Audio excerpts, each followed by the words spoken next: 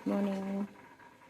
അപ്പോൾ നമ്മളിന്ന് വളരെ എളുപ്പത്തിൽ ചപ്പാത്തിക്ക് കഴിക്കാൻ കൊള്ളാവുന്ന ഒരു മുട്ടക്കറി ഉണ്ടാക്കാൻ പോവാണേ. ഇങ്ങനെയൊന്ന് നോക്കാം. അപ്പം നമ്മൾ അതിലേക്കായിട്ട് ഒരു സവാള, പിന്നെ ഇഞ്ചി, വെളുത്തുള്ളി ഇതിത്രയും എടുത്ത് വെച്ചിട്ടുണ്ട്. ഒരു പാൻ അടുപ്പത്ത് വെച്ച് കടുക് വറുത്ത് അതിലേക്ക് ആദ്യം വെളുത്തുള്ളി, പിന്നെ ഇഞ്ചി, പിന്നെ നമ്മുടെ ഉള്ളി ആ ക്രമത്തിലിട്ട് വഴറ്റി കുറച്ച് ഉപ്പ് ചേർത്തിട്ട് വേണം ഇത് വഴറ്റിയെടുക്കാൻ.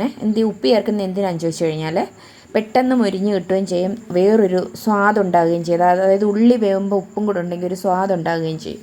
അപ്പം നമ്മളങ്ങനെ വഴറ്റിയെടുക്കുക. ഒരു ബ്രൗൺ കളർ ആവണ്ട, അതേപോലെ ഒരു സമയമാകുമ്പോഴത്തേക്ക് നമ്മൾ ഈ പരുവം ആകുമ്പോഴത്തേക്ക് നമ്മൾ തക്കാളിക്കായിട്ട് കൊടുക്കുക.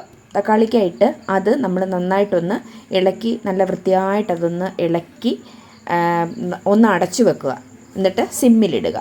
അടച്ച് വെച്ച് കഴിയുമ്പോൾ ഈ തക്കാളിക്ക വെന്ത് അതിനോട് കൂടി യോജിക്കും. അപ്പം നമ്മൾ കുറച്ച് മഞ്ഞൾപ്പൊടി ഇട്ട് കൊടുക്കുക, കുറച്ച് മുളക് പൊടി ഇട്ട് കൊടുക്കുക. ഞാൻ കാശ്മീരി ചില്ലിയാണ് ഇട്ടേക്കുന്നത്, അതാണ് ഇത്രയും കളറ്.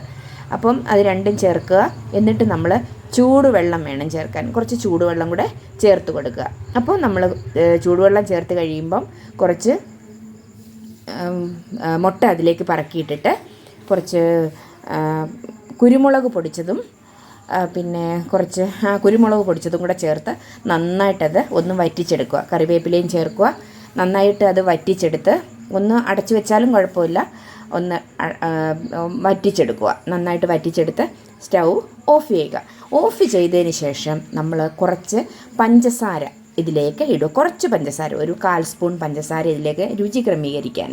ഈസിയായ ഒരു മുട്ടക്കറി തയ്യാറായിട്ടുണ്ട്. എല്ലാവരും ട്രൈ ചെയ്യുക, അഭിപ്രായങ്ങൾ അറിയിക്കുക. ബൈ.